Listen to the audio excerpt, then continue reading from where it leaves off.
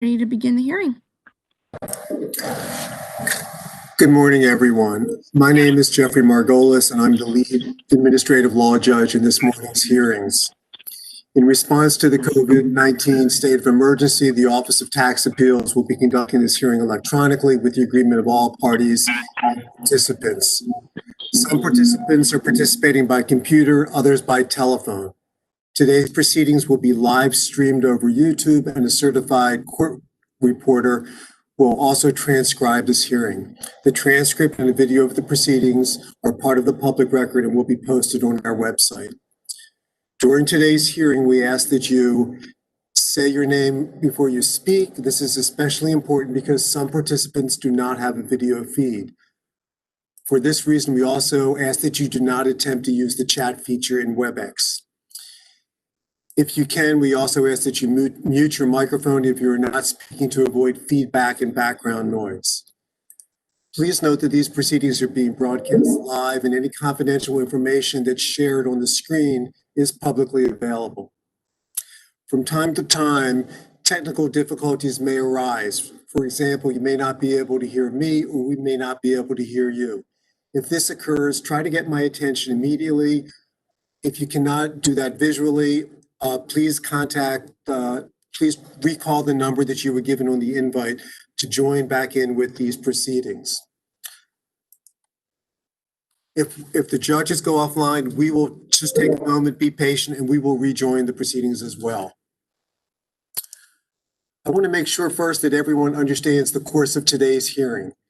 After this brief explanation of our proceedings today, we will go on the record, meaning that the court reporter will start transcribing what is said. Once we are on the record, we will go over some housekeeping matters to make sure we agree on the issues to be decided today, as well as to the items that will be admitted into evidence. Then we will have opening arguments of up to 10 minutes apiece by each side. After that, there will be testimony by Mr. Felipe. Oh, by the way, Mr. Felipe, I assume is that pronunciation correct, Felipe? Yeah, my first name is Cerritos. My last name is Felipe. Okay, thank you. Then after the testimony from Mr. Felipe, each side will have the opportunity for closing arguments of up to 10 minutes, followed by a rebuttal argument by Mr. Burnsley of up to 5 minutes. At any time during the arguments or testimony, one of the three ALJs might interrupt with questions, but I've asked them to try to keep their interruptions to a minimum, at least during the opening arguments. Does anyone have any questions before we begin the proceedings and go on the record? Okay, Madam Court Reporter, are you ready to proceed? Okay, let's go on the record then. My name is Jeffrey Margolis, and I am the lead administrative law judge in the appeal of Carlito Felipe Jr. and Teresa Felipe. The date is August 18th, 2020, and the time is approximately 10 a.m. I am joined by my colleagues today, Judges Gast and Dang. Although I will be acting as the lead administrative judge for purposes of conducting this hearing, all three of the ALJs will have an equal responsibility for and an equal say in deciding this appeal. Now I ask that the parties and their counsel each identify themselves for the record, beginning with Mr. Felipe. Mr. Felipe, please state your name for the record.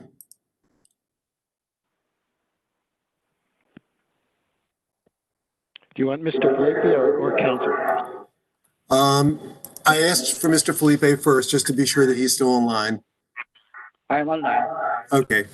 Thank you, Mr. Felipe. Mr. Burnsley, please introduce yourself for the record. My name is Mark Burnsley, and I am counsel for Mr. Felipe, the appellant in this proceeding. Mr. Burnsley, do you have any other parties or witnesses here today with you? No, just Mr. Felipe. Okay. Unless, excuse me, Your Honor, unless I will mention at the end of my opening statement that there are some matters to which you may want my testimony, although I don't think it's necessary, but I'll explain what that is, and then you can let me know if you want me to testify as to those issues. That's fine. We already discussed that possibility at the pre-hearing conference. Thank you for mentioning it, though. Sure. Now, could counsel for the respondent franchise tax board please introduce themselves?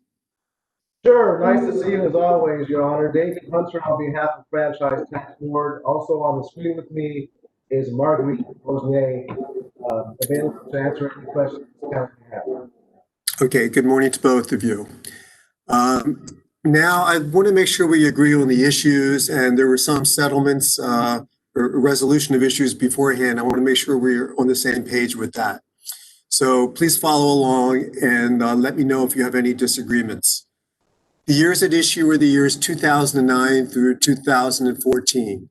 For those years, the Franchise Tax Board issued notices of action determining deficiencies in taxes for all years, and for some of those years, penalties.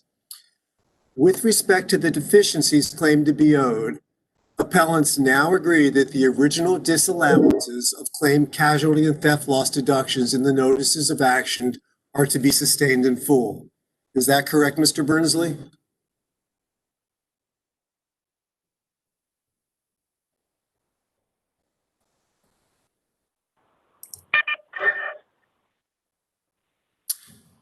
Mr. Bernsley?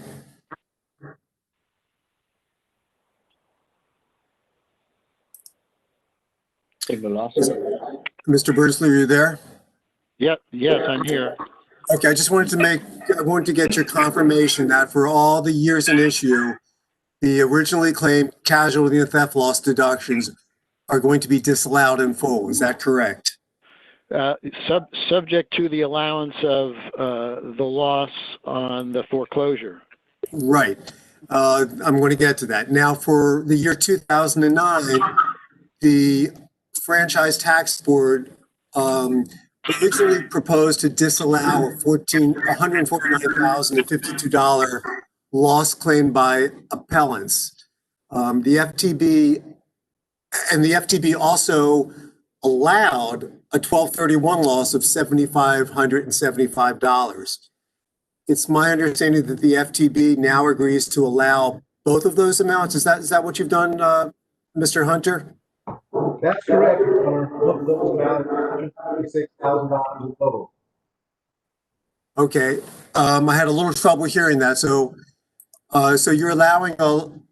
you're basically allowing the originally disallowed Schedule C loss, and you're continuing to allow the Schedule 1231 loss, correct?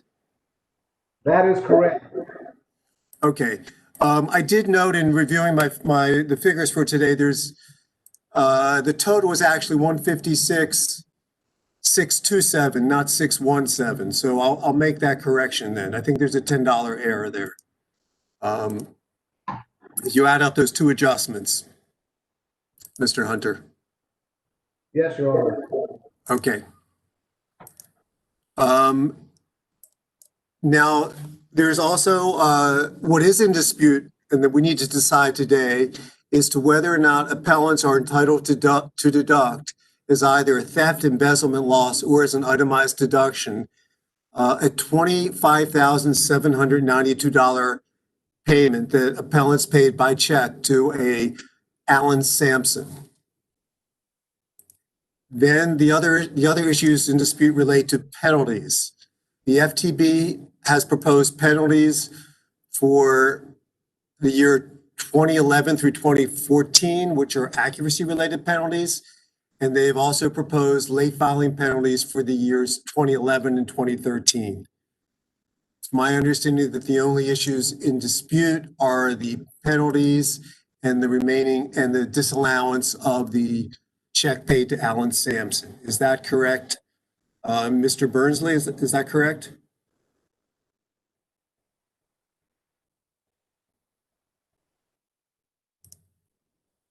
Mr. Bernsley, could you agree or disagree? Yeah, that's correct. Okay, Mr. Hunter, is that correct? Yes, Judge Margolis, that's correct. Okay, thank you very much for indulging me in going over that. Now I want to briefly go over the exhibits that have been offered for admission into evidence by each party. At our pre-hearing conference, I offered Mr. Bernsley the opportunity to review the exhibits further before he agrees to decide whether he agrees to admit them or not. Mr. Burnsley, we have respondents exhibits A through S. Do you have any objections to any of those documents being admitted into evidence? I don't have any objections, Your Honor. Okay, thank you. Mr. Hunter, we have exhibits 1 through 25. Do you have any objection to those exhibits being admitted into evidence? No objection. Okay, and I previously ruled that Mr. Felipe's declaration, Exhibit 26, will not be admitted because Mr. Felipe will be able to testify here today. With that, the exhibits that we previously discussed and stated will be admitted into evidence. Okay, we've taken care of the preliminaries. Mr. Burnsley, you have 10 minutes to do your opening statement. You may begin whenever you're ready. Okay, there appears to be a delay from when I turn off the mute button. Can you hear me? Yes, we can hear you fine. Okay. Your Honor's just gone over the issues, so I won't repeat those. Mr. Burnsley, can you hold it for 1 second? I just want to make sure everyone has their mics. Mr. Felipe, you may want, do you have a mute button on your phone, Mr. Felipe, you can press or no? No, but Okay, that's fine. I can hear you well. That's fine. I have some construction in my neighborhood, so that might be the cause of some of the problem here. But okay, Mr. Burnsley, please proceed. The evidence will show the following. The Felipes are Filipino immigrants who work in the healthcare industry. They don't have any significant understanding. In fact, they barely understand the tax laws at all, other than they need to file returns. Their lives, other than their work, revolve around the Filipino community. In 2005 through 2006, the economy was robust, and Carlito Felipe received advice to purchase an investment rental property in Nevada, which he ultimately did. The following year, the Felipes also purchased a new home here in California. They invested all of their funds into purchasing the properties and then making improvements, furnishing the homes and the like. When the economy tanked in 2008, the Felipes' work hours were cut back, reducing their income such that they could no longer service the mortgages. In 2009, the lenders foreclosed. The Felipes were wiped out and filed for bankruptcy. They lost everything. They were referred in their community to a return preparer who identified as Lourdes, Lourdes, Sampson, although I now believe that not to be her real first name. Ms. Sampson was part of the Filipino community. She came recommended by people that the Felipes trusted, and she represented that she knew what she was doing as a return preparer. The Felipes believed her and engaged her to do their returns. The Felipes acted in good faith, provided all information that they had, and they held back nothing. Ms. Sampson prepared the Felipes' returns. She took a very long time to do that, through no fault of the Felipes.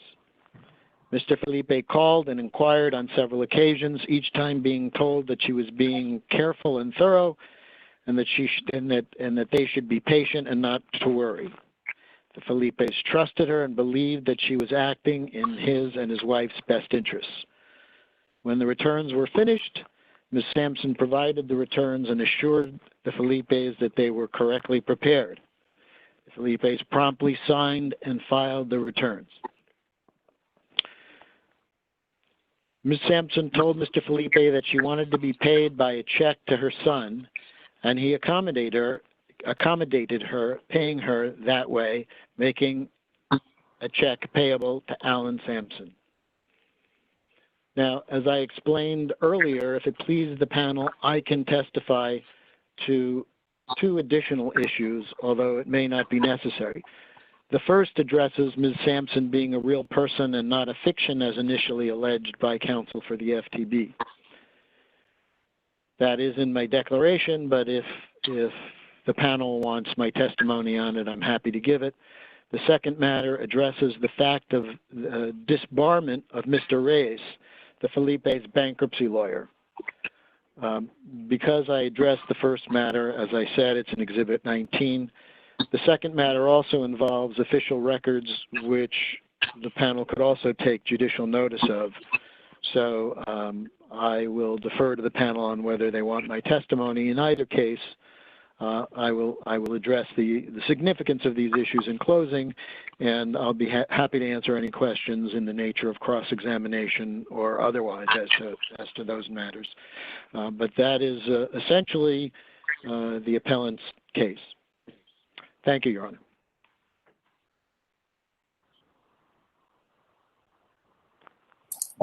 Thank you, Mr. Burnsley. I'm not, with respect to the two items that you said that you may wish to testify about, I'm not sure if FTB still contends that Ms. Sampson is a figure, is a fiction. Is Mr. Hunter, do you still contend that? I never contended that, and I believe it's a real person. Mr. Hunter, you need to move a little closer to the microphone.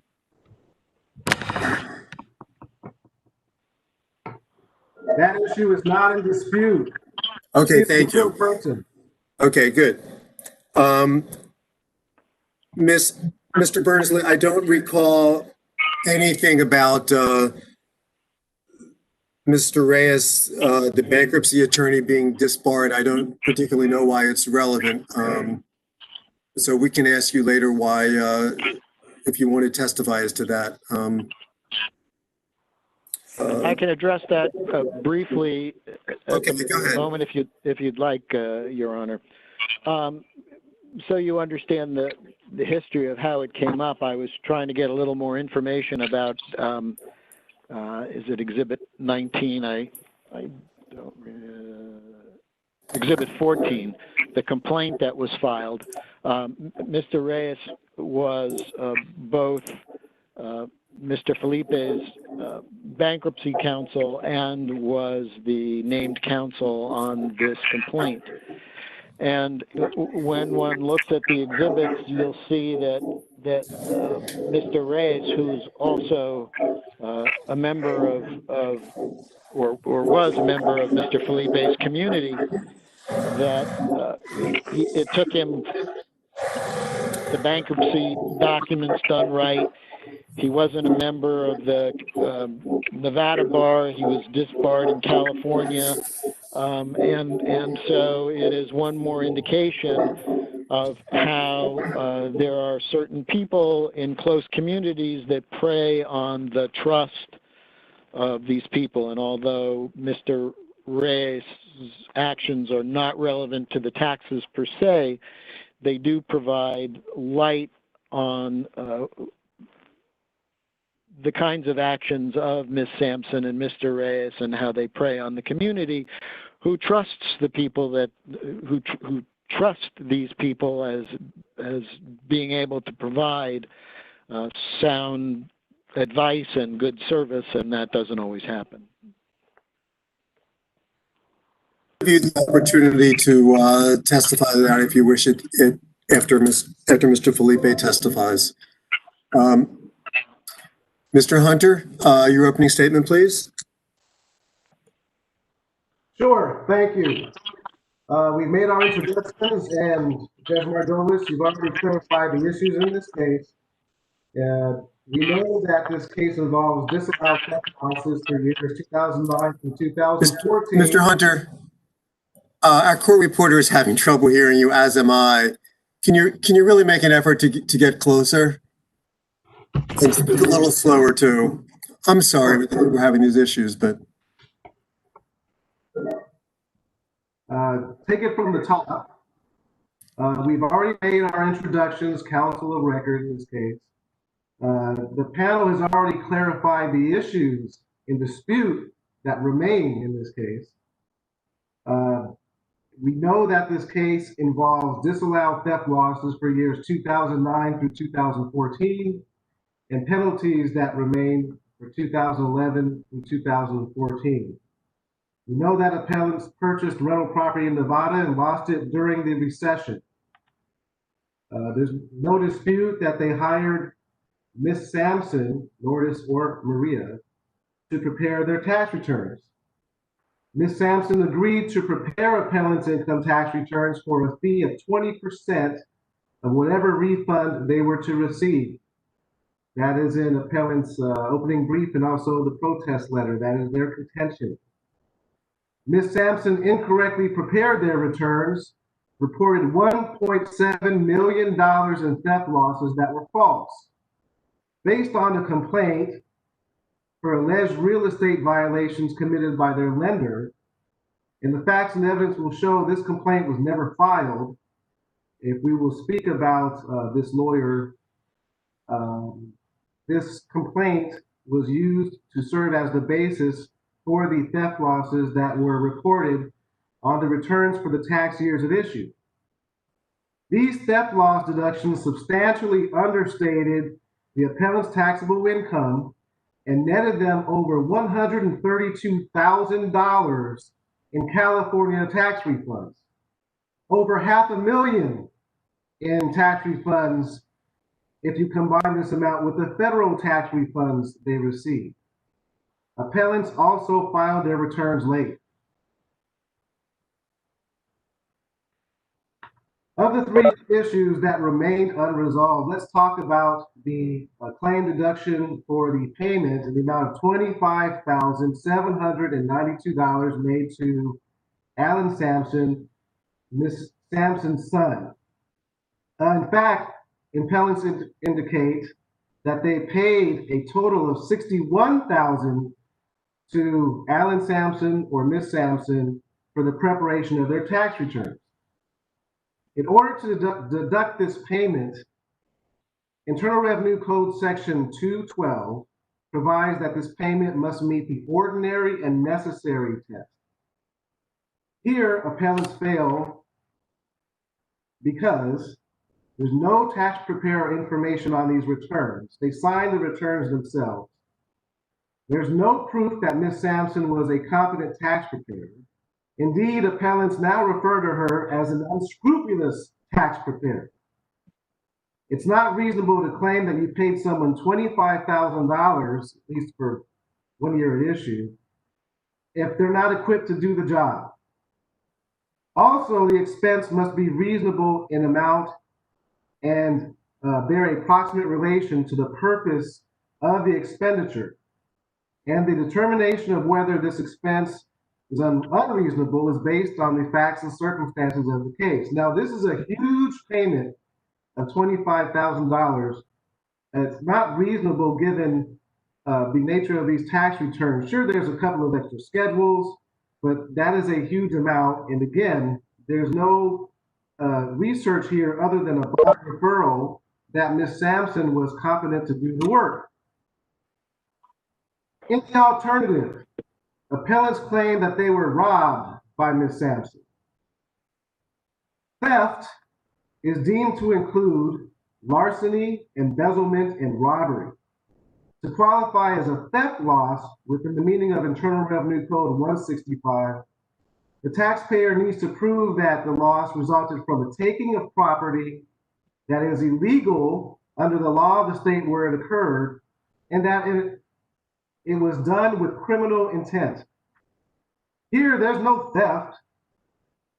Ms. Sampson had no criminal intent to steal appellants' money. They paid her to do a job, and she did it. She did it wrong. This is a claim for disgorgement of fees or malfeasance. When a professional performs work incorrectly, then you have a professional liability action. We all know that deductions are a matter of legislative grace. The legislature did not intend to reward appellants with a $25,000 deduction for claiming $500,000 in unearned tax refunds. The bottom line is their beef is with Ms. Sampson. As it relates to the penalties, first, we'll speak about the accuracy-related penalty. Revenue and Taxation Code Section 19164, which incorporates the provisions of Internal Revenue Code Section 6662, provides for an accuracy-related penalty of 20%, which is imposed when taxpayers understate their taxable income by more than 10% or $5,000. The tax court has held that the government's assessment of this penalty is proper when it meets its burden of proof by showing that the understatement is substantial, meeting these numbers. In this case, the accuracy-related penalty was mechanically applied, the numbers were met for all of the tax years at issue. But because appellants were in bankruptcy for 2009 and 2010, the accuracy-related penalties were withdrawn. Previously, a constitutional argument was raised regarding the imposition of this penalty, and this is easily dispensed with because OTA Regulation Section 30104 states that the OTA, or Office of Tax Appeals, does not have jurisdiction to consider whether a California statute is unconstitutional. As you just heard, appellants appear to be raising the defense of reasonable cause to the imposition of the accuracy-related penalty. This means that appellants exercise ordinary business care and prudence. In order to qualify for the reasonable cause or reliance on a professional tax advisor defense, appellants must demonstrate that they, one, provided necessary and accurate information to their advisor, two, that the tax advisor had sufficient experience, Ms. Alonzo, sufficient experience to justify this reliance, and three, appellants actually relied in good faith on this tax advisor's judgment. The regulations which interpret this defense provide that all facts and circumstances must be taken into account when determining whether a taxpayer has reasonably relied in good faith on advice from their tax preparer. Here, we don't have a case of missing records or failure to support deductions that were taken on a tax return. Here, the facts and evidence show that appellants claimed deductions that they were not entitled to at all, and they admitted. The IRS provides that the practitioner, tax advisor, tax preparer, should not charge an unconscionable fee. Here, appellants indicate that they paid Ms. Sampson $61,000. Also, the IRS provides that the tax preparer can only charge a contingency fee if the fee is related to services rendered in connection with an IRS examination. This was not an audit or examination. This was filing of tax returns for 6 years. Ms. Sampson is not a registered tax preparer to be able to practice before the Internal Revenue Service, and she charged these huge fees which violated the applicable rules. Whatever advice she provided to appellants cannot be relied on in good faith, because if we look at the best evidence of the knowledge of appellants' tax reporting obligations, we can look at their prior tax returns for years 2006 and 2008, which are Respondents Exhibits Q, R, and S. These are the returns that the appellants filed before the tax years at issue. Appellants are both nurses. They make a substantial income. For these 3 tax years, they reported an average combined wage income of $296,000, average California taxable income of $224,000, average annual California tax liability of $16,000 after all of these deductions, and an average tax bill due of $4,600. That's how life was. Now, beginning with 2009, when appellants hired Ms. Sampson, Instead of owing $4,600 a year, they're now receiving an average California tax refund of $22,000 per year. They're getting money back. Not to mention, on their federal returns, their refunds are averaging $67,000 per year. So just look at the record. The facts and evidence in this case will show that their prior tax return filing with a bona fide tax preparer indicates that appellants knew what a reasonable fee was, they knew what their tax reporting should be, and what their liability would be for a normal year, etc.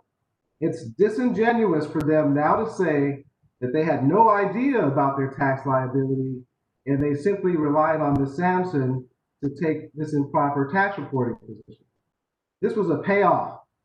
She promised them huge refunds in exchange for 20%. They paid her $61,000 and received $500,000. Those are your numbers in this case. Appellants have thus failed to prove up the defense of reasonable cause or reliance on a tax professional to respondent's imposition of the accuracy-related penalty.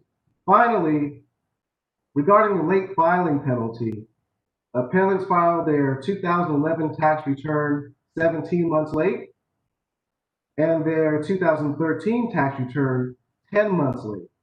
Revenue and Taxation Code Section 19131 provides that respondent shall impose a late filing penalty when a taxpayer fails to file a tax return on or before its due date, unless the taxpayer establishes that the late filing was due to reasonable cause and not due to willful neglect. Well, I just went through how these tax appellants cannot establish reasonable cause in this case. They have to show that their failure to timely file their return occurred despite the exercise of ordinary business care and prudence. Hiring someone to prepare your taxes when they have not demonstrated their competency to do so is not exercising ordinary business care and prudence. You have to follow up with your tax preparer. You have to be knowledgeable about the deadlines. Filing your tax returns is a non-delegable duty. The responsibility remained with appellants. They signed the returns. For the above reasons, respondents' denial of this claim deduction for tax preparation fees or theft loss, and the imposition of the accuracy-related penalty and the late filing penalties must be sustained. Thank you. Thank you. Mr. Hunter, there was one point you made that I may have missed. I didn't understand what you were saying about something about the prior year's returns that you've introduced as exhibits R and S, I believe. That shows that the taxpayers knew what a reasonable tax preparation fee is. Is there something in the returns that shows that, or what's your basis for that statement? We'll get into that on cross. Okay, thank you. And now we'll go to testimony by Mr. Felipe. Mr. Felipe, before you begin your testimony, I need to swear you in. Do you solemnly swear or affirm to tell the truth, the whole truth, and nothing but the truth? I do. Okay, you may begin your examination, Mr. Bernsley. Mr. Felipe, I'm going to begin asking you some questions now. What do you do for a living? I'm a clinical lab scientist with a hospital, Providence, Tarzan. And what does your wife do? She's an RN. Okay, so she's a nurse. Right. As a clinical lab scientist, what does that entail? Would you explain just in layman's terms, please don't get too technical, explain the kind of stuff that you do as a clinical lab scientist? I work at the lab. We do examination of everything from blood, urine, everything, to analyze the patient's condition and help out physicians to analyze the condition and reporting. Thank you.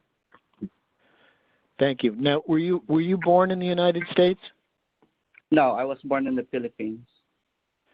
And how old were you when you came to the United States? I think this was way back 1980. I was approximately 25 years old at that time.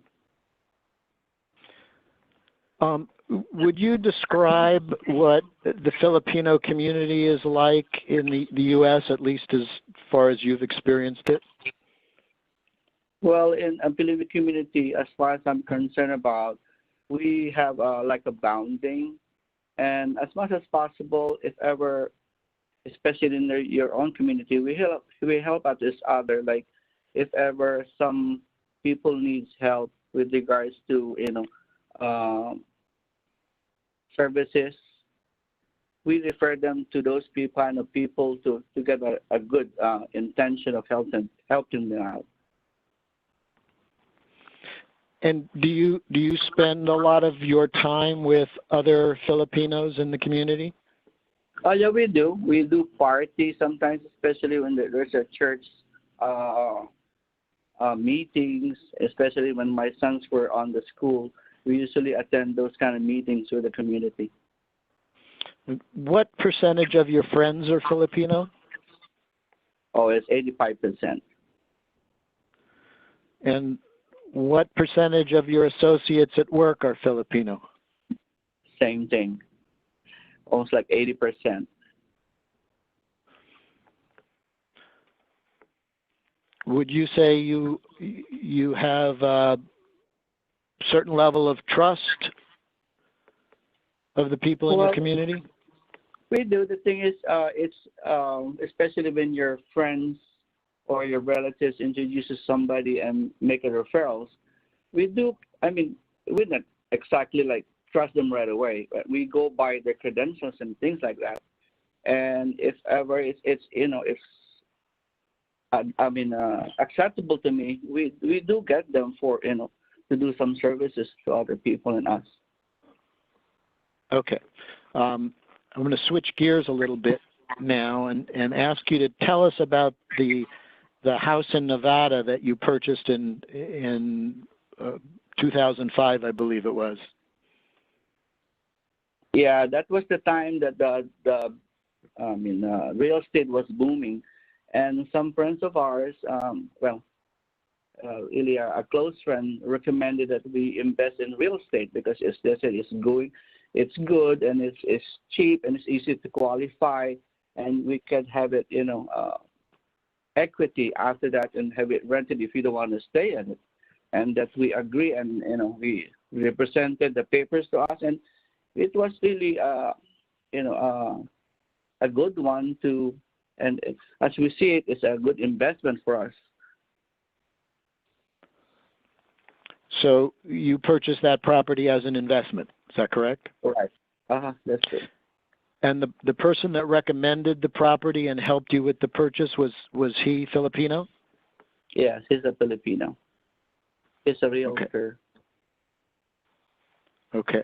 Would you look at exhibits 8 and 9, please, in the exhibit binder? Yeah, I got it. Are those documents related to your purchase of the Nevada house? Yeah, that's true.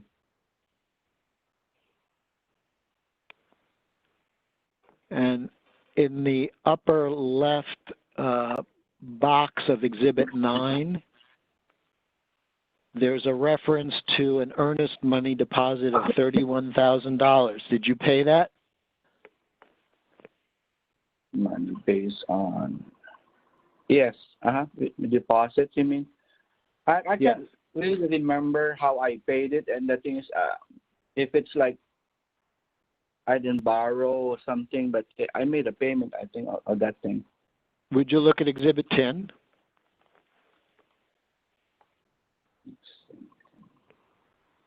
Oh, it's like the check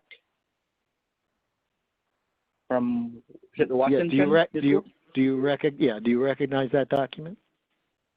Honestly, I cannot remember even. It doesn't look like 31,000 to me. It's like one. Yeah, but I so far it's been a long time. I can't remember if with this. I remember the check, but the amount I couldn't really say. You can't read it. Yeah, I can't really read it. Okay. Do you know if that's a receipt for the check that you gave for the Nevada house, or you just don't know? I can't remember, honestly. It's been a while, and Okay. maybe Did you buy another house in 2006? yeah, it's our primary home in West Hills. Okay. And would you look at Exhibit 11? Yeah, I got it here. Okay. Yeah. Okay. And is that the escrow closing statement for the West Hills home? Yeah, so I remember it was. And that property was intended to be your personal residence? Right, the primary residence. And as far as you know, the numbers on there correctly reflect what they say they are? Yes.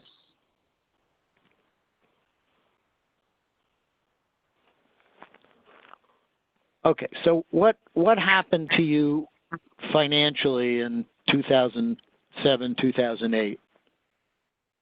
Well, that's the time that the market crashed, and everybody was affected. Especially the healthcare. They reduced our hours. They tried to flex us, and really greatly affected our financial standing. That's why everybody was like, what's gonna happen, and what is the best thing to do? And eventually, unfortunately we really have to give up everything just to survive. Especially with my kids going to school, and expenses in the house, we can really sustain the amount of monthly payment that we have to put in on these houses. Unfortunately. I apologize. I want to go back and ask you one other question. After you purchased the two houses, the one in Nevada and the one in West Hills, did you spend additional sums for fixing it up, furnishing, fixtures? Yeah, we did everything, especially with our primary house and the Nevada thing, because we're going to have it rented. So we were advised by the realtor to have it furnished and everything, and because if ever you don't do any improvement, especially the surrounding of the house, you get penalized. So we don't have any choice but to put up with money again just to improve all the properties, provide with the appliances and things like that, carpeting, window shades, and with the same thing with our new house now. With the primary house is much more improvement that we did, because we were really relying on the real estate going up, and we were so happy to have to purchase this house.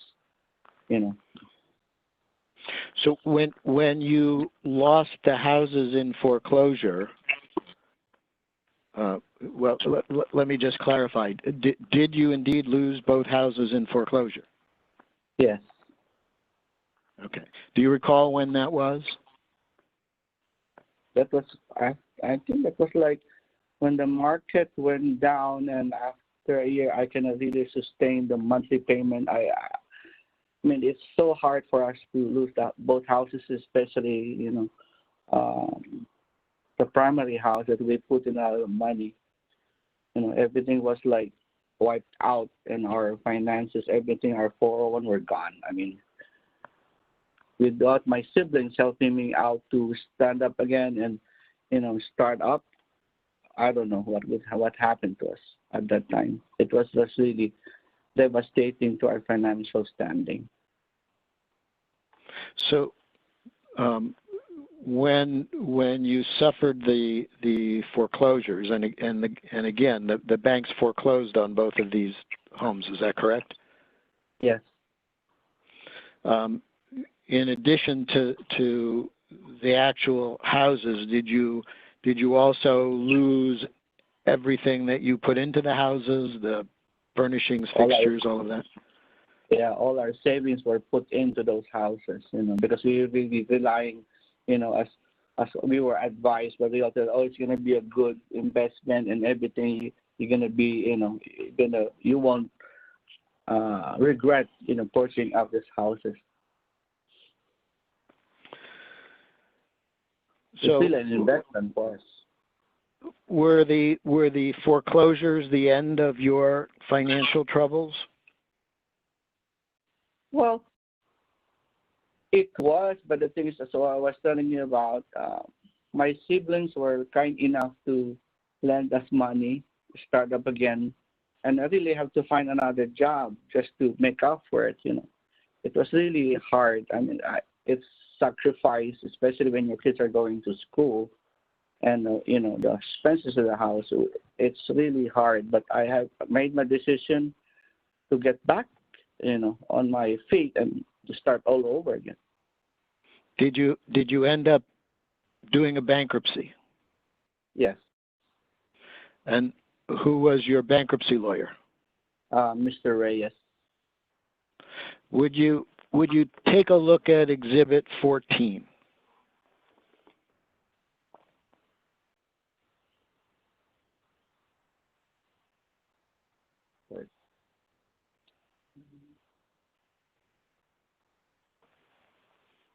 Yeah, I got it here. Okay. Carlos Reyes. Could you explain where that document came from and how it came into your possession? As far as I remember, this is the document. the papers that Mr. Reyes provided us during our bankruptcy. Yeah, this was. So this was among the papers that Mr. Reyes gave you Right. during or at the end of your bankruptcy? Mm-hmm. Okay. Were you aware that Mr. Reyes had to file your bankruptcy multiple times? No, I was shocked when you told me about that. I never realized it. That's why when you told me about us filing 5 bankruptcies, what is that? I don't even know that could happen, And he did. He explained it to me that there's 5 times he filed and 1 went through or something. I didn't know. He didn't even tell it to us, what's going on. But as far as I'm concerned, when he filed the bankruptcy, it's just once, under his. I understand. Would you would you explain to the panel how you learned about Lourdes Sampson? Lourdes Sampson was introduced to us by a co-worker and a friend of mine at work, and as she explained it to me, she's a good preparer, a qualified one, she's a Torah and everything, and for some reason, because I trusted my friend too, I said, okay, maybe I give her a chance to do it because that's the way she explained it to me. And for some reason, in my heart, maybe I give her a chance to do my taxes, And anyway, he does a good job. He belongs to, as she explained it, he belongs to a big congregation of Christians, and she's the one preparing for almost everybody there. So I agreed on, What was the problem with your old preparer? Well, the thing, my preparer was way far, and the thing is, by that time I was working 2 jobs, and it's kind of hard for me to find my time, especially with the kids and school activities and things like that.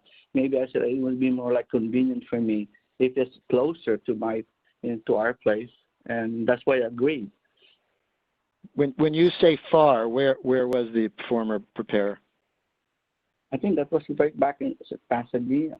I think it's Pasadena. Was it Long Beach? Did you tell me Long Beach? I think it's Long Beach. Or is that not correct? I think that's Long Beach. I'm sorry. Yeah, that was just Long Beach. And I said that, and that guy is so busy too. It's so hard to find time for, to make an appointment. I said, maybe I'll switch, try this this Lord is Sampson and see what's gonna happen. If it's just really good, I'll stay with her. Now, did you believe Ms. Sampson to be competent? Well, that's why my friend was telling me about her doing a big congregation and trusting her. I didn't. I gave her the chance to do my taxes, and it seems like she's good. What inquiries or actions did you make or take to satisfy yourself that she was likely to be able to do the job?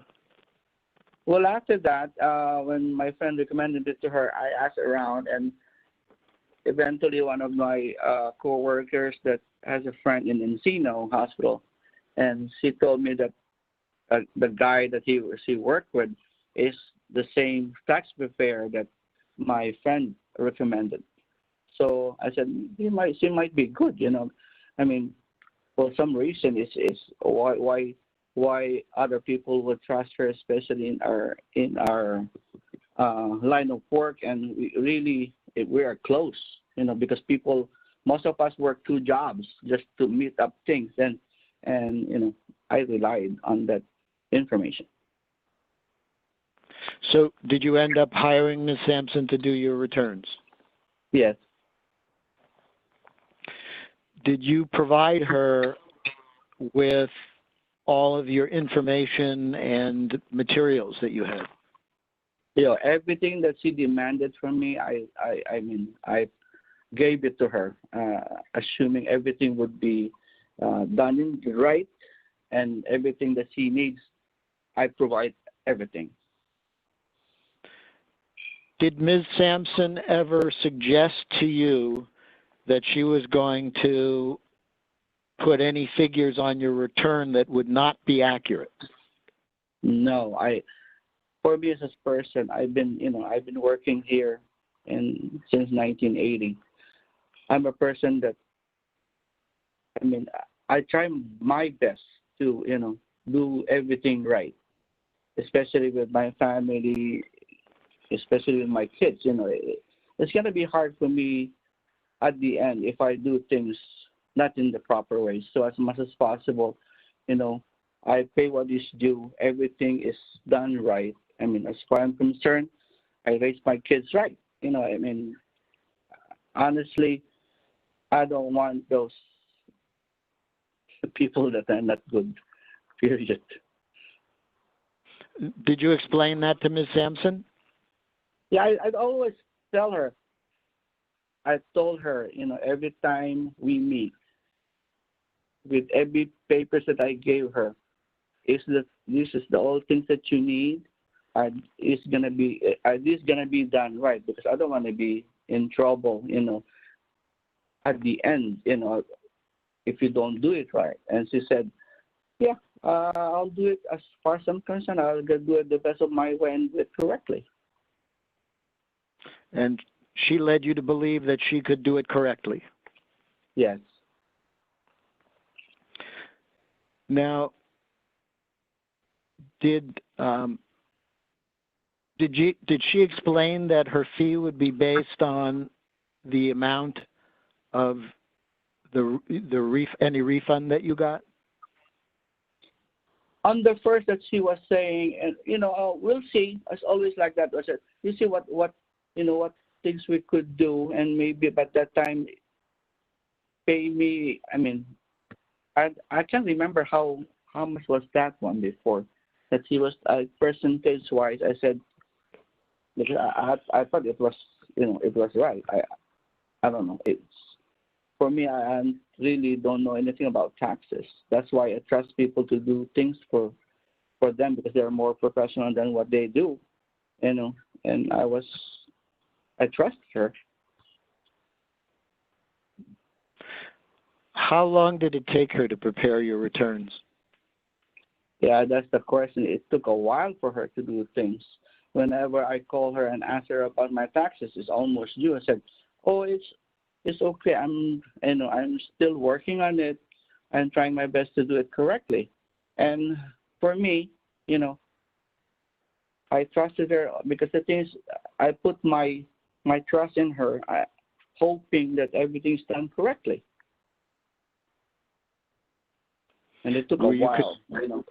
I always bug her, honestly. Even my wife was bugging me, and I had to bug her again and again, you know, to file my taxes. So you were concerned about how long it was taking? Oh, yeah. My goodness. I tell you, I'm a person that does everything in time. If I do it, I always do it in advance so that I could program myself, and I have to be, you know, I have my itinerary done correctly. And again, what did she say about how long it was taking? She said, "Oh, I'm doing my best to do it correctly. Just stay put, and I'll let you know when it's ready." Because she's doing a lot of things too. That's what she said. In doing a lot of taxes from other people. So I didn't. Okay. That's what I said. Okay, just do it correctly. Did she advise you as to whether the delay was okay? Yeah, that's what she said. It's okay. You know, don't worry about it. That's what always she said to me. You know, people are waiting to, you know, for the returns, and you're not the only one. So I put, you know, I trusted her words. So you believed her? Yeah. Did you ever consider changing preparers? Yeah, that's the thing. Me and my wife was discussing about it, but the thing is, at that time, I was so busy too with work, and she was busy to the same thing with the kids, and you know, and work at the same time. I said, if we find another one, where can we get one? That's, you know, that's being referred by some people, and that's just going to walk through and just get that tax preparer to do our things. It's going to be it's going to be from starting out all over again. It was already delayed, and if I find another person to do it, it would be another delay, you know. That's what on my mind was. When did there come a time when Ms. Sampson finally finished and said she was prepared to give you the returns that she had prepared? Oh yeah, I was so happy. And I said, "Oh my goodness, finally!" You know. And then when she called me about that, okay, is it ready and ready to file? She said yes, but I made sure, because my wife bugs me all the time. Don't, you know, do anything that's not correct. You make sure that everything is done right. We waited for this long. It has to be done right and correct. So did you review your returns? Yeah, we did, but for me, it looks okay. You know, she said she had all the documentations attached to it, and I believed her because honestly, I know that, but I don't know about taxes. That's why I get people to trust to do my taxes. And did you and your wife sign your returns? Yeah, we did. And about how long was it between the time that Ms. Sampson gave you your returns and when you actually sent them in and filed them? Do you recall approximately how long? As soon as she called me, I pick up the taxes, sign it, and send it out. You know, because I don't know, it's been late already, and I don't want to be late again if I file it late. So as soon as I got the taxes, me and my wife signed it, and we mailed it. Did you and your wife believe your returns were correct and complete when you signed them? Yes. Because we provided her everything that, you know, she demanded, and says it has, and documentation she said was all done with it. And I believe her.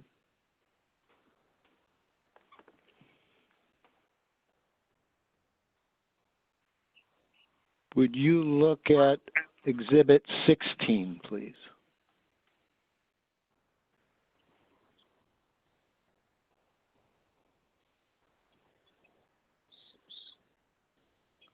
Oh, the Chase thing. Yes. Do you recognize that check? Yeah. It was What was cashless. that check? What was that? Yes. What was that check issued for? It's a payment for her preparing my taxes, but she told me to pay it to her under her son's name, which I didn't know why, but I just followed her instructions. And why does it say tax fees audit reconciliation? Do you know what that means? No, honestly, I don't know about what's the audit reconciliation. I don't know if it's. Did she tell you to put that on the check? Yeah. Do you have any relationship to Alan Sampson? No. Do you It's her even know son. him? No, I see him, but I think he's a young guy. I mean, I don't really. If I don't know the person, I don't usually talk and mingle with them. I just go there, file my taxes, go out, and that's it. Is there any other reason other than your tax return that you would give money to Mr. Sampson? No way. I won't. Strictly business. And that's her services. I have no further questions.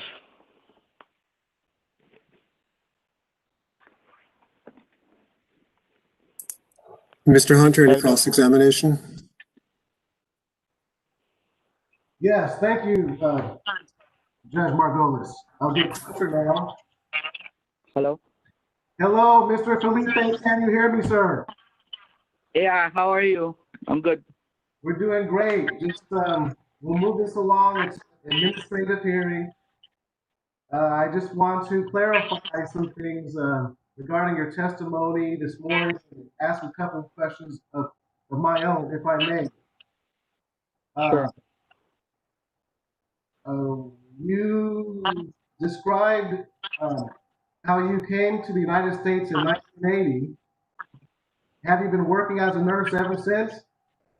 Yeah, from the start, I've been working. And I have an objection. He is not a nurse. He never testified he was a nurse. So I'm a medical technology, lab, clinical scientist. okay, and how about Miss Felipe? My wife is an RN. Okay. Where did you get your education? Oh, Philippines. How many years? It's a BS course. Bachelor of Science in Medical Technology. It took us almost 5 years for that. And how about your wife? She's a registered nurse too in the Philippines. And we took, when she came over here in 1982, we took the board. I took the board and we passed it. Okay.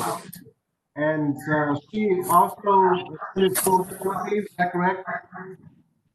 I could hardly hear you. What? She also attended school in the Philippines, is that correct? What? Where did your wife go to school? Mr. Hunter, if I can make a suggestion, if you can turn the volume down that you hear at, I think there'd be less feedback when you talk. I have it to 30 now. Mr. Felipe, can you hear me better? Yes, I do. Yeah. Okay, thank you, Judge Margolis. Thanks so much for that. In any event, Mr. Felipe, and again, she's not on the line, but your wife attended nursing school in the Philippines, is that correct? Right. And do you recall how many years? 5 years for her, and an additional 1 year for her BSN. Got it. We discussed the property that you purchased in Nevada. I'll just ask you, how much did you buy the property for? I think that was approximately about, if I could remember, it's like 300 something, or between 320 to 250. Okay, and that was the price. By the time the property was foreclosed on, say 2009, how much did you have into it? Come again? There was a question? How much did you have into the house? Let's say down payment and all the work that you did. You described that you did a lot of work. Yeah, because home improvement, we require, the homeowners require us to do the loan, provide us with, those shades and things like that. And I put up for furnitures, upgrades, I think approximately between $30,000 to $50,000 on that one, because I had to upgrade the task because they did a lousy job, and put up appliances and those furnitures. I understand. Did you rent out this property? Yeah, we rented it from I think after 6 months, that after we finished all the improvement, and until the time that the market crashed, and the renter just took off and didn't pay us. So we don't know what to do with that anymore, because we're in the first place, it's our first time to do that kind of thing, to have our the house rented. It was through a broker that we went through. I understand. So who kept the records for that rental property while you had it? What's your question again? Can you repeat it, please? Who kept the records for the rental property? It was a broker. It's like a manager, that she manages all the renters in that specific community. Okay, fair enough. Now let's focus on something I alluded to, which was the tax returns that were prepared on your behalf for years 2006, 7, and 8. I call them the prior year returns. Do you recall this tax professional's name? Yeah, I do. Was it Pilar? What? Was it Pilar? Pilar, yeah, Pilar. Was it Pilar? What? I forgot the last name. Okay, how much did you pay her to prepare those returns? Well, she has a standard fee, I think about $500 or $600 for each preparing, and all it depends upon how much work they do. Okay. But thank you. That answers my question. Then you moved on to Miss Sampson. Is that correct? Yes.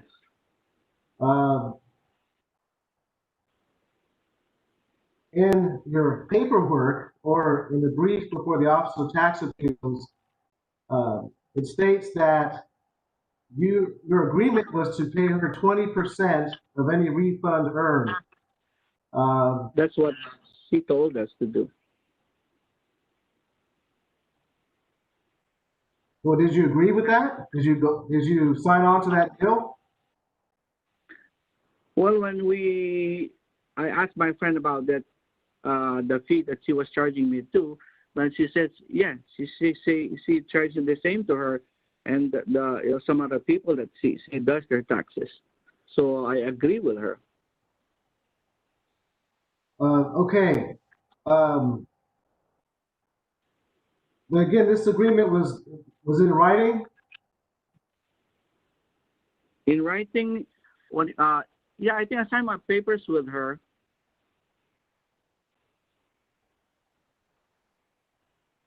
Which states that she would be paid 20% of your refund?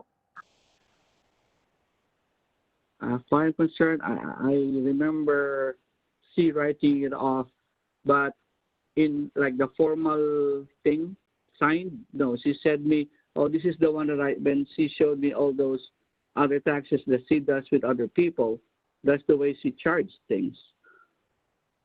Okay, So yeah, now, okay, I'm with you, and I'll try to speed it up here. I don't have much more. okay. You described for us earlier that your financial standing went down, let's say beginning in 2009. Is that Yeah, the gist of what you said? yeah, that's true. It's at that time really, I was so depressed. To tell you honestly, because the things that I saved, the things that my wife and I saved, was all gone. I mean, it was down the drain. I mean, and here we are, with my kids going to school. I don't know what to do anymore. Okay, now the property that you purchased and then subsequently lost, that property was located in West Hills, California. That's correct? Right. The other That's the property primary. that you purchased and went into foreclosure, that was in Nevada. Is that correct? Yeah. Uh-huh. But Then this after entire, that, was that correct? yeah. But this entire time, for the period that issued, you still resided at 2211 Gifford Street in Winnetka, California. Is that correct? Yeah. Yeah, we kept that house because the realtor that was handling the West Hills property was planning to sell this house too. And that, Okay, that was Mr. Felipe, I got it. I got it. I just wanted to clarify you had a house. yeah. Now, for 2009, you and your wife together reported earning wage income of $343,000. Do you recall that? I think so, yeah, we did. 2010, $338,000. Does that sound right? Yeah, that's it. Yeah, that's what was time I have a another full-time job. Uh-huh. I'm sorry, And I'm her just too. trying to speed it up. Okay. 2011, $372,000. Is that correct? Yeah. 2012, $368,000. Is that correct? I think so, yes. 2013, $361,000. Uh-huh. And 2014, $296,000. Is that right? Right. Okay. When you had your tax returns prepared by Pilar, you paid her $500 a year, and in the end, you and Mrs. Felipe owed, on average, about $4,000 per year in taxes. And now let's go into 2009 when you hired Miss Sampson. What changed in terms of your wage income?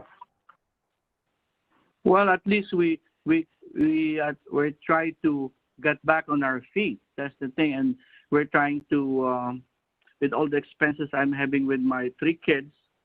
It's just right that and it did right when I worked another job and my wife too, and at least we're able to afford the expenses that we're incurring. Okay. Mr. Hunter, could you try to move along? We've already, I think the tax returns, your excerpts are already in evidence, so it'd be helpful to move along. All right. Thank you, Judge Margolis.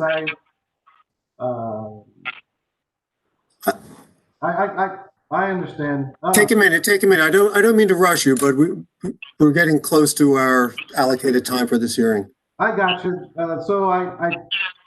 And again, forgive me, this could have been asked and answered or discussed, but going from, Mr. Felipe? Yes, I could hear you. Okay, so going from owing the state of California $4,600 a year to receiving $20,000 a year back in the refund, that seemed okay to you? Oh yeah, I'll be happy because I know I'm working 2 jobs, and having that kind of refund, I'll be happy. Were you working 2 jobs before? The income, Yeah, since I started in 1982, I was working 1 job. From the time I got married, I have to work 2 jobs. Ever okay, since until now, I'm working 2 jobs. okay, I understand, sir. And again, I Yeah. don't mean to be repetitive. No, Finally, I understand fi- because people yeah, always surprised when they hear me about working 2 jobs all this time. I said I have to support my family. I understand. And one last question for you, sir, which something was brought up about the check that you, or the payment that was made to Mr. Sampson Right. on behalf of Miss Sampson, and a notation which reads audit or reconciliation. Were you audited by the federal government for your 2009 through 2014 tax returns? I don't think so. No. Okay, we can't do FTI over this hearing, and that completes my cross-examination, Ms. Margot. Okay, thank you. Mr. Bernsley, do you have any redirect? Yes, just a couple of questions. Mr. Felipe, you testified about your education. Did your education include courses in taxes? No. It's purely clinical. Right. Did it include any courses in finance? No, I don't Did it understand finance, so I stay with my my job. I mean my did it include any courses in accounting? No, I hate numbers. Okay. Now, Mr. Hunter was asking you about your prior year returns. Hmm. Did you suffer any major losses in those years like you did in the later years? That was specifically the first time when the Northeast earthquake we lost our house there too. For foreclosure, everything was the same thing. Got wiped out. So it's Right, hard. but that goes I mean, back to the Northridge earthquake, correct? Right. Right. So when you had Ms. Sampson prepare your returns for the years that are in issue, you had these major losses from the 2 houses and all the money you put into them. Is that correct? Yes. And that was a big difference between those and the returns that your prior return preparer, Mr. Pilar, prepared for you. It is, baby. That's why I said, with when she showed me all the things that she was doing with other people, I said maybe she's doing it right. She has more knowledge about taxes that other people, my taxpayer, didn't know. That's why I always, didn't get anything. Okay, thank you. That's the end of my redirect. Anything further, Mr. Hunter? No, Your Honor, we're good. Okay, let me ask my co-panelist, Judge Dang, do you have any questions for the witness or for counsel? Let's combine this now. Sure. This is Judge Dang speaking. I just have a few brief questions for you, Mr. Felipe. Regarding Sure. Exhibit 16, which year's return was this payment for? That's the Chase check of $25,792.04. That was for Miss Sampson's service doing my taxes, but she instructed me to put it under her son's name since might be easier for them to get the money or something because it's a cashier's check. Okay, and which years was that payment for? Which year's returns did she assist you with? For everything that she did. Okay. And before you retained Miss Sampson to prepare your returns, you had another preparer, I believe Mr. Hunter mentioned. How much were you paying that individual, if you can recall? If I remember, it's all depends upon their work that they do. but I think the minimum that they charged was like $500 to $600. And this was a Because I flat remember fee. there was a time that I had to pay them like 700 because they said it's additional charges for the time because they go by the hour too. Okay, so it was based on an hourly billing. Right. Okay. And when you retained Miss Sampson, it seems that she was charging you on a percentage based on how much money you were to be refunded. And this amount appeared to be significantly higher than what you were paying your previous Oh, yeah. preparer. Did you find that to be Yeah, I knew that. suspicious, or? In the first one, when she told me about that, I think that's too much. I told her about that. But when she showed me other people that were, that she was preparing, and even my friend and my coworker's friend in Encino, and she was charging the same thing. I said, maybe that's the way it is. I mean, how would I know? Because I don't know. I tell you, I'm really relying on people that I trust. So that's why being her as doing people in the congregation Christian, and she must be doing it right. So that's why I relied on her and trusted her. This I regret, honestly. Okay, thank you, Mr. Felipe. I don't have any further questions for you. I just have one brief question for Franchise Tax Board.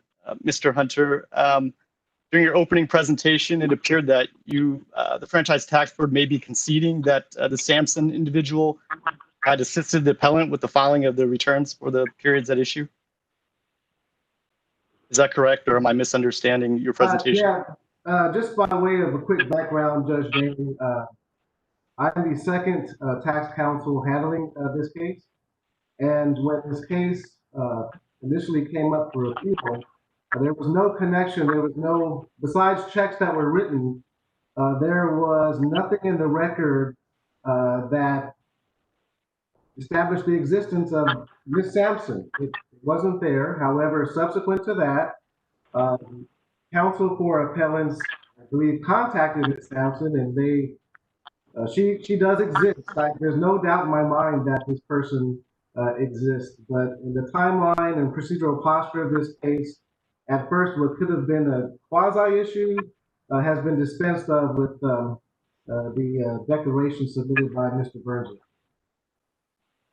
Would it be safe to say that the Franchise Tax Board accepts the fact that Samsung assisted the appellant with the filing of their returns? Whether or not she actually filed those returns, she did in some way provide some assistance to them? I have nothing I cannot dispute that. You just have to believe that she prepared the returns. I believe that whether or not it was competent preparation or not, that's what that issue. But yes, that's the taxpayer's testimony. And if she did assist the taxpayer in some way, in some manner, with the preparation of the returns, Franchise Tax Board position is that those fees would be deductible under IRC Section 12212? No. No. No. Because they're not reasonable. They're not ordinary and necessary, and they're excessive. I mean, what you're talking about, that's the issue here is tax returns needed to be prepared. It's something that we all have to do. So an ordinary and prudent business person would hire a competent professional to have these returns prepared. And we have notices to taxpayers, and the IRS does as well, that say, hey, if you're going to hire someone to prepare your taxes, do your homework. See if they are registered with the Internal Revenue Service, look at their track record. Just don't ask around, do your homework, because the taxpayer ultimately is on the line for the tax liability if something is reported incorrectly, and also for penalties. So if you have a tax preparer that prepares the return, if the return is prepared incorrectly, again, that is between the taxpayer and the tax preparer. In terms of being an ordinary and necessary expense, We are now in a completely different universe from that due to the amount that was paid. It's more than $25,000. That's just the year at issue. The total we have here is $61,000. I'm sorry, let me clarify my question. I understand what the Franchise Tax Board is arguing. I was just wondering, as far as the scope of the services provided, would that fall within the meaning of IRC Section 212? Judge Dang, this is Marguerite Meunier. If I could respond with that. I think it's very difficult to think that the taxpayers in this appeal would be entitled to any deduction for fees paid when the returns that were filed for the years at issue do not bear any indication that they were prepared by anyone other than the taxpayers. There is no indication of payment directly to a preparer, and there is no indication that a preparer prepared and then signed and took responsibility for the content of those returns. And I think those facts are critical in the analysis whether a deduction might be otherwise be allowed. If an individual or professional were to say provide simply legal services, but not to actually prepare any items within the return,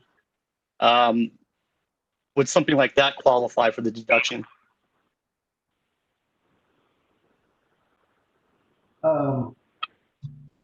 I've had that case before. So Judge Dang, just to clarify your question, let's say we're not talking about a tax preparer, we're speaking of an attorney that's hired to handle a case. Is that correct? Okay, yes, let's say that's the case. And the attorney makes a mistake and commits malpractice. But the taxpayer still paid the attorney for those services despite them being deficient. Is that our hypothetical? Sure. Okay, so when that happens, the taxpayer or the client has a claim against the attorney for professional negligence because the attorney breached the local standard of care, and an element of that would be a claim for disgorgement, disgorgement, disgorgement of fees, because the fees were not correctly earned, messed up. And that is a cause, it's a component of the damage claim against the attorney. So while the taxpayer, let's say, wrote off those fees, then the taxpayer has the ability to get to recoup those fees from the attorney. On top of that, if the fee was exorbitant, or just let's say $50,000 for a simple eviction of a one-bedroom apartment, then that would also come into play in terms of, was this an ordinary and necessary expense? Was this expense reasonable to fall under the gamut of the Internal Revenue Code Section 2? Okay, thank you, Mr. Hunter. I don't want to take up too much time with this, but as I look at the language of the statute, and again, I'm looking at Internal Revenue Code Section 212, subsection 3 it seems to be very broadly written. It states that any ordinary and necessary expenses paid or incurred during the taxable year in connection with the determination, collection, or refund of any tax. That seemed to include a broad variety of services related to that. And whether or not the individual actually prepared the return or took responsibility for items on the return, I'm not seeing where that would come into play. If you just wanted to respond briefly, that would be my final question. Judge Dang, this is Marguerite Meunier. This is not an issue that has been raised so far in this appeal, and so neither Mr. Hunter nor I has done any research on it to see how maybe the tax court has interpreted that provision of the Internal Revenue Code, but we would be happy to do that. I think we're perhaps, the Franchise Tax Board is not comfortable committing to a position on that issue until we could do some research on it. Okay, thank you very much. Any further questions, Judge Dang? I don't have any further questions. I'll defer to you as to whether or not you'd like to request a briefing on this issue. Thank you. Judge Gast, any questions? This is Judge Gass. I do not have any questions. I have just two questions, I believe. First, for the taxpayer. I want to get clear on this. Was there a written fee agreement with Ms. Sampson or not?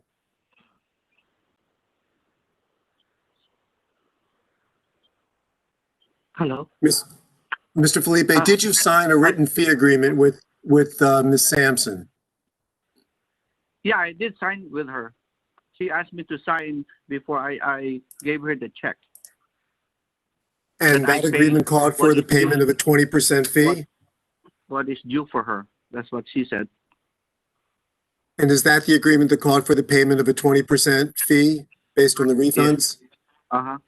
And following up on that, so the $25,792 amount that you paid to her in 2014 that Judge Dang referred to, why is that such a specific amount? That's what she said. It's the whole years that she worked on. That's from the 2009 to 14. That's her payment for the services that she rendered on me. And what was that amount based on? I think that's the 20%. Of the, as I remember. and then you paid another $40,000 to her as well? No, if I remember, the 25,000 is the one that I gave her. But you gave her more money in later years, correct? After, I can't remember anymore. Let me see.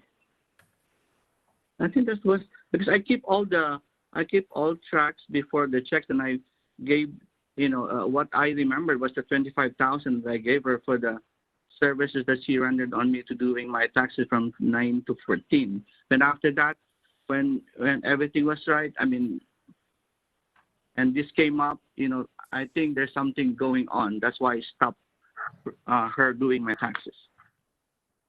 Okay. And I have the FTB, right? I'm sorry, what was your question? You're the Franchise Tax Board. No, this is Judge Margolis. Oh, I'm sorry. It's okay. I was about to ask them if you have like a hotline that people like me that rely on these people should have a hotline that we could inquire about this kind of anomaly and this fraud, because honestly we didn't know anything about this. And I mean in our hospital we have these kinds of things that if ever there's like there's something going on and we know about it, and we should report it. And we don't have a number for that. How do we manage to go after these people? Okay, thank you, Mr. Sampson. Mr. Hunter, I have one question for you. What authority do you have for the proposition that a contingent agreement to pay accounting fees makes that unreasonable?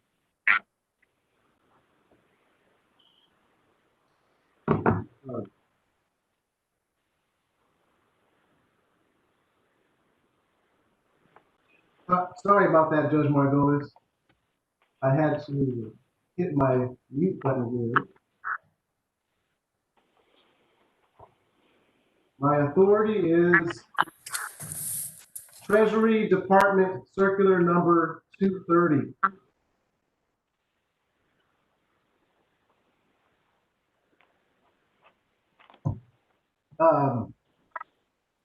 Can you give me that authority again? It's from the IRS. It's labeled Treasury Circular Number 230. And I believe, and I can follow up with this if you wish, but there's a companion website which the IRS gives notice to taxpayers. I don't want to paraphrase, but do your research and check the background of your tax preparer before you hire them to do the job. The federal government and my agency were well aware that there are folks out there that may prepare taxes improperly, and the pain may come home to the taxpayer in terms of increased assessments and penalties. So we'd like them to be aware of that. Okay, My thank authority. you. Okay, we thank you for that reference. Unless my panelists disagree, I don't think we need any further briefing in this matter.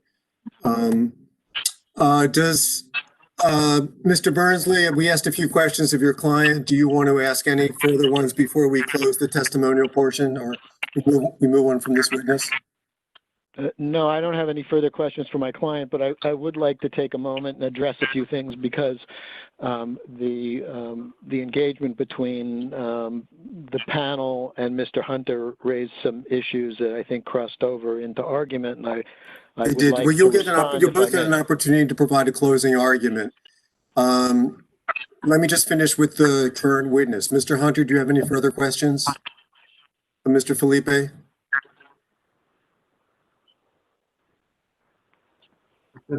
Briefly. Mr. Felipe, can you hear me, sir? Yes, sir.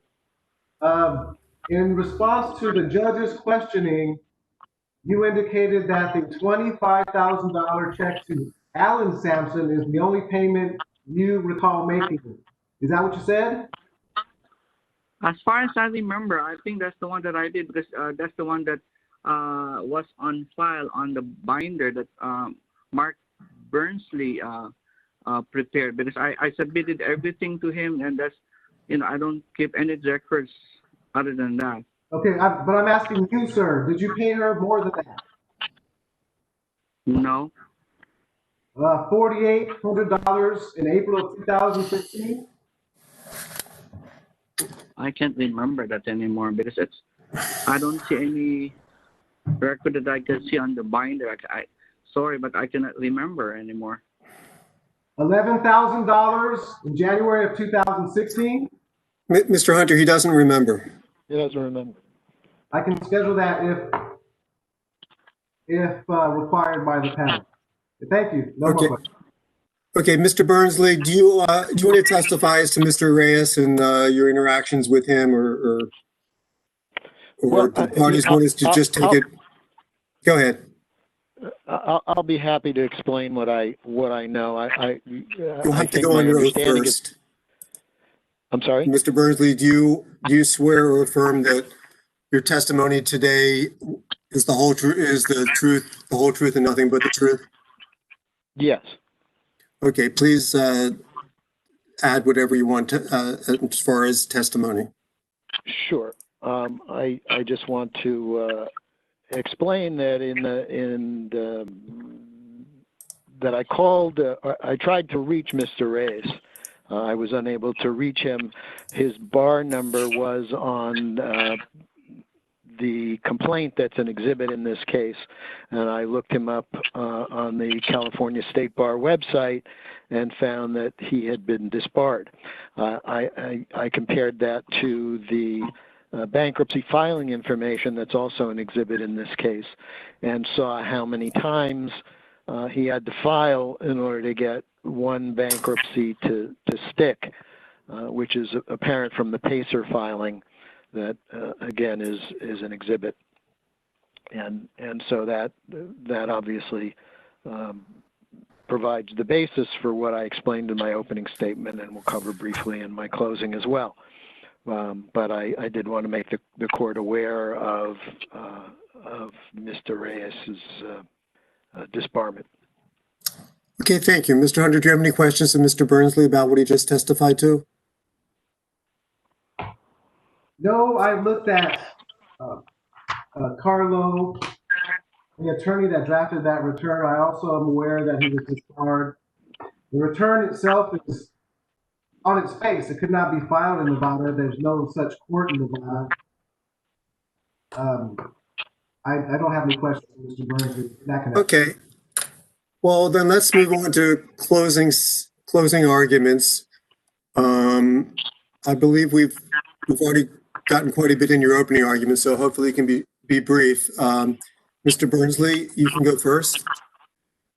Okay, I do want to go a little bit out of order because of some of the things that were raised by Mr. Hunter, and there were two issues. One, Mr. Hunter raised Circular 230. Circular 230 regulates professionals that practice before the Internal Revenue Service. It does not regulate what fees are deductible if paid by taxpayers. And so while I haven't, again, investigated this in great detail, I probably wouldn't argue that what Ms. Sampson did and probably what she charged was may have been unethical in being based on a percentage. There's no indication that I'm aware of that suggests that merely because it is a percentage that it is non-deductible, which is the issue here, and I'll further address that amount later in my closing. Judge Dang also asked about the services of an attorney, and given a hypothetical of an attorney who's consulted during the preparation of a return and engaged for the purposes of preparing advice, indeed, under Section 212, subsection 3, the fees paid to that attorney would indeed be deductible, as in connection with the determination of the tax. And let's assume that the fee charged was excessive. It would still be deductible. What frequently happens in excessive payment cases where a portion is not deductible, it usually involves a payment where, for example, between a family member, where there is a business transaction, but the amount paid is excessive, and so a portion of that payment is recharacterized as something personal and therefore not allowable. The tax law generally does not get involved in arm's length transactions and evaluating whether the fee paid is reasonable or unreasonable, unless the unreasonableness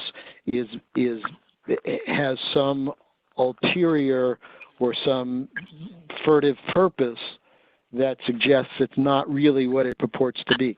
None of those types of analyses apply in this case with respect to the amounts paid to Ms. Sampson. So the thing that's important here is this is not a case where there were deductions or omitted income, deductions that were purely fictional, where if the taxpayer looked at his return and it suggests that he lost a boat that he never owned, and of course he should notice something like that. This was a case where an unsophisticated, at least from a financial accounting and tax perspective, had real losses, lost a lot of money, and had no idea what that's supposed to look like on a return. These were real losses, and although for tax purposes the amount that's allowable may be substantially less than what was claimed, that's not something that would be apparent to a good portion of lay taxpayers. Mr. Hunter also raised the issue of the disparity between the prior year, the group of returns, and the group of returns that are at issue. But again, we're talking about a distinction based on some very real and significant losses, and that makes a significant difference. And I'll come back to the fee. So the Felipes had reasonable cause both for the errors on the return and for that and for the late filing. They timely provided all material to Ms. Sampson in time to have the returns prepared properly. They believed that she was competent. There was no indication that she was incompetent. Now, Mr. Hunter again talks about registered return preparers. There is no such thing as a registered return preparer. There are qualifications to represent people before the Internal Revenue Service, for example, in connection with the audit, with an audit, or some where there's representation before the administrative agencies. But for return preparation itself, there is no registry, there is no qualification. Anybody who purports to be a preparer can legally prepare tax returns. Now, ethically, they're supposed to have training and know what they're doing. But for most lay taxpayers, there's no way to check up on them. You can, if you go to a CPA, which is going to cost you a lot more money, you can look up and see whether the person is really a certified public accountant. But or you might be able to find out if somebody's an enrolled agent. But again, the enrolled agency is not required to prepare returns. That's required in order to represent a taxpayer before the administrative body. So there is no such registration. There is no repository where somebody can look up the qualifications of a return preparer. Whether and how losses affect taxes is something way beyond the knowledge of the Felipes. They had no particular expertise, and again, these were real losses.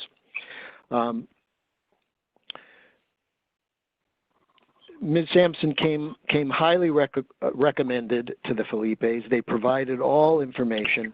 There really wasn't much more that they could do. And again, as I stressed at the beginning in my opening statement, I think it's important to appreciate that the Felipes are part of an ethnic community that trusts and relies on each other. And again, that trust is sometimes abused. It's clear to me in retrospect that Ms. Sampson was either incompetent or a con artist who took advantage of the Felipes and others, or both.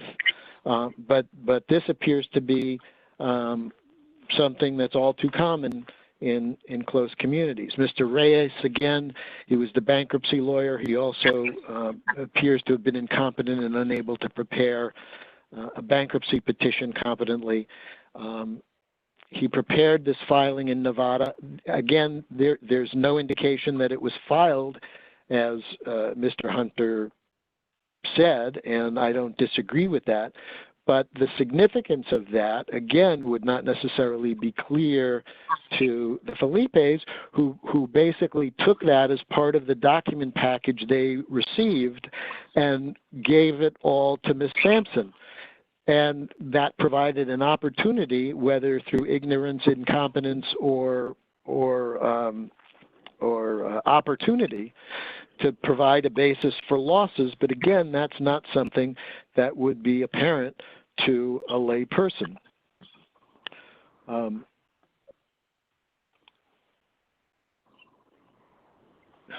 Excuse me one second. The FTB argued in its brief, not necessarily in this hearing, but in their brief, that it publishes a pamphlet warning taxpayers about unscrupulous return preparers. Now, I think that the FTB knows of this kind of problem and has chosen to penalize the taxpayers who are victimized instead of addressing the problem by further regulation. I think that's not only inappropriate, I think it's outrageous. The state could require registration of return preparers, but it doesn't. It could make a list available online, and more importantly, it could print on the form itself that the taxpayers should not sign and file their return or pay their return preparer unless the preparer has signed the return. Now, the preparer is supposed to sign the return. There's no disagreement about that. But when he doesn't, when he or she doesn't, that's not something that a taxpayer is aware of, has any reason to appreciate the significance of that. And there's nothing on the return to suggest otherwise. And I'm aware of no authority that suggests that the failure to sign a return, which is indeed a violation for a return preparer, but that only matters if the return preparer is one who's trying to obey the law in the first place.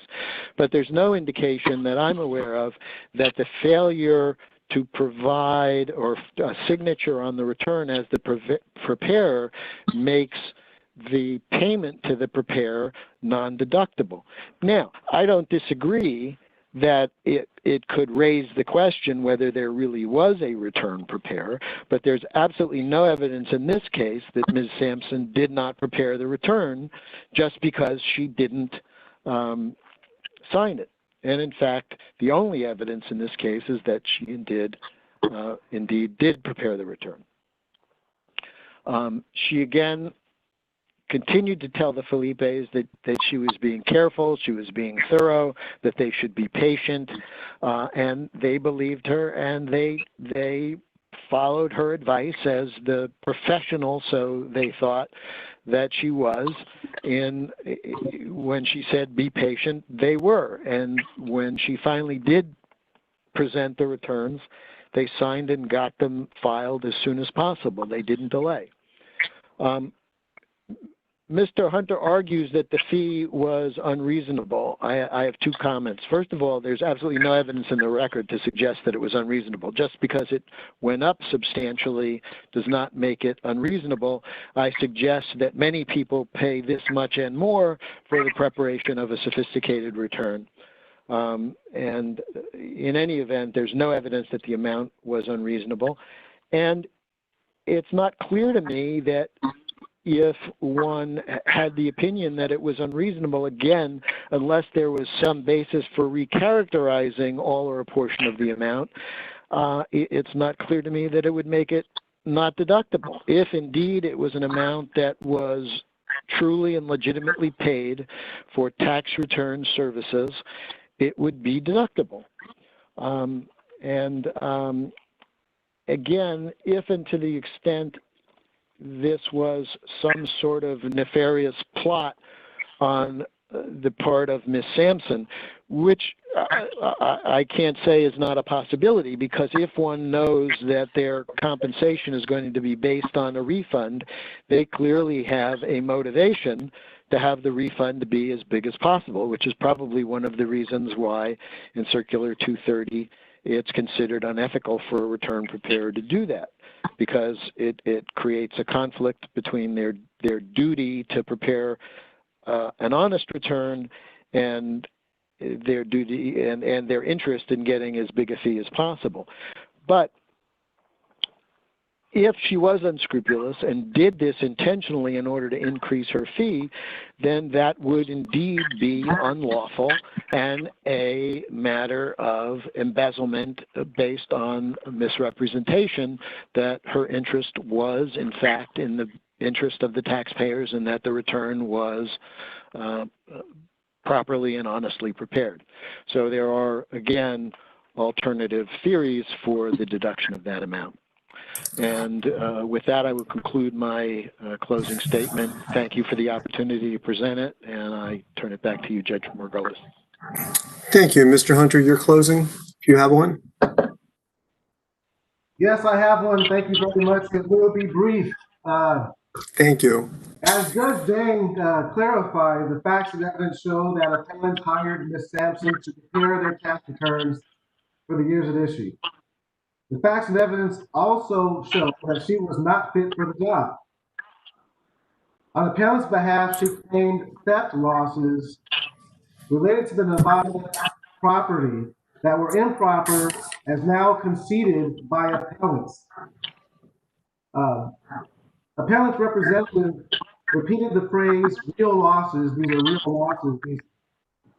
There's one real loss, and that occurred in 2009, and respondent accepts that reported loss. Respondent concedes that. For all the other years at issue, it's fake news. Appellants concede as much. Ms.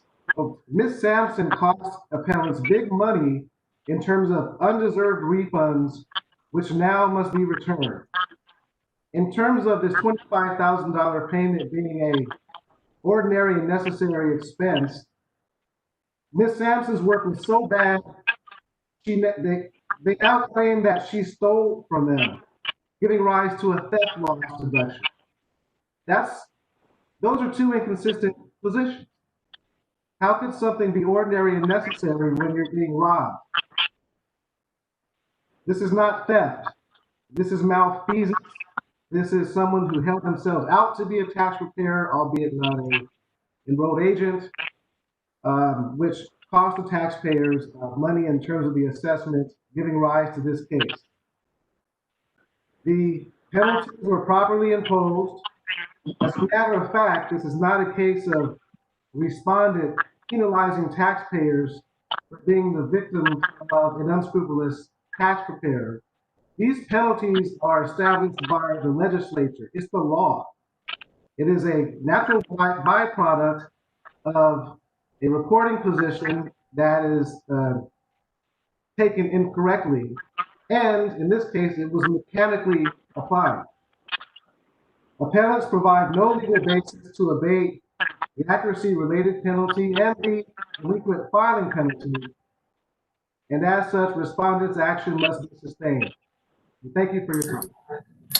Thank you. Mr. Bernsley, you have up to 5 minutes for a final rebuttal argument. Thank you, Your Honor. So, again, with respect to the multiple year issue, the Felipes lost a lot of money. They didn't know what this was supposed to look like. The professionals on this call can all appreciate the impropriety of some of the things that were done on the Felipes returns. I'm not suggesting, and the reason that we've conceded those issues is because of that. The issue here really is whether the taxpayer knew that these things were, knew or should have known that these things, these deductions were all improper, and essentially was a co-conspirator in filing an inaccurate return. And there's no evidence that suggests that. Mr. Hunter wants you to believe that just because of the numbers, and it's just not borne out by the facts. These were unsophisticated taxpayers. Again, they suffered real losses, and they didn't know what this was supposed to look like on their returns. One other thing that's in the brief, and I don't disagree with Mr. Hunter. I just want to make clear that I don't disagree with Mr. Hunter that your panel cannot consider the unconstitutionality of the penalties, but I think it's incumbent upon me just to have the issue raised so that it's clear that it hasn't been waived. But I agree with Mr. Hunter that the panel cannot rule on that issue. I just wanted to make that clear on the record. Again, these taxpayers had an honest belief that they were filing accurate returns, and they were just wrong. And that concludes my my rebuttal. Okay, thank you very much. I want to thank the witness and counsel for attending the hearing and your cooperation with the pre-hearing procedures. It was very helpful. Does anyone have any final questions of the panel or the panel before we go about the procedure? Okay, well. This is Judge Dang speaking. Yes. I just had one quick clarification for the Franchise Tax Board, and I apologize if I'm asking again, but I'm still a little confused. Is the Franchise Tax Board conceding that Sampson had prepared appellant's returns for the periods at issue?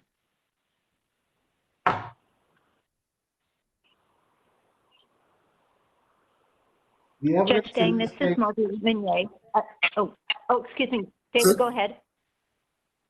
Mr. Hunter, proceed. Shows that appellants paid Ms. Sampson or her son money to prepare their returns.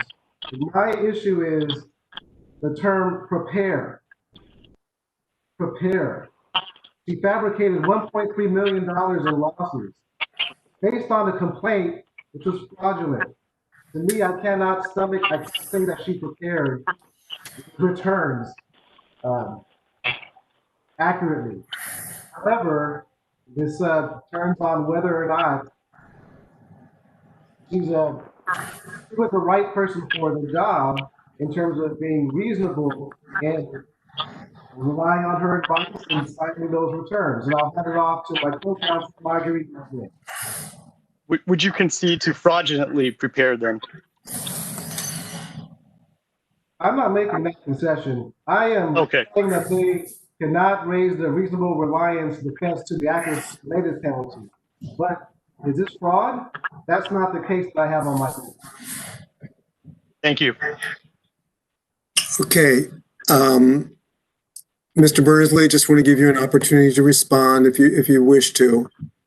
I think we've gone over Sure. this, but go ahead. Thank you. Just one quick point.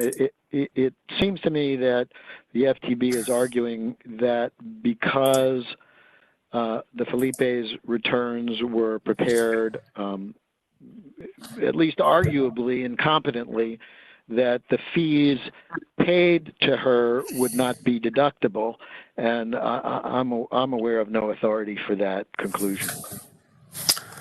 Okay. Thank you all very much for your attendance today and your testimony. We'll now close the record in this case and submit the matter for decision after later today, and the judges will confer among ourselves, and ultimately we will prepare a written decision which will be issued to you within 100 days from today. This hearing is now concluded and we are adjourned. Thank you very much. Thank you, Your Honor. Thank you. Thank you.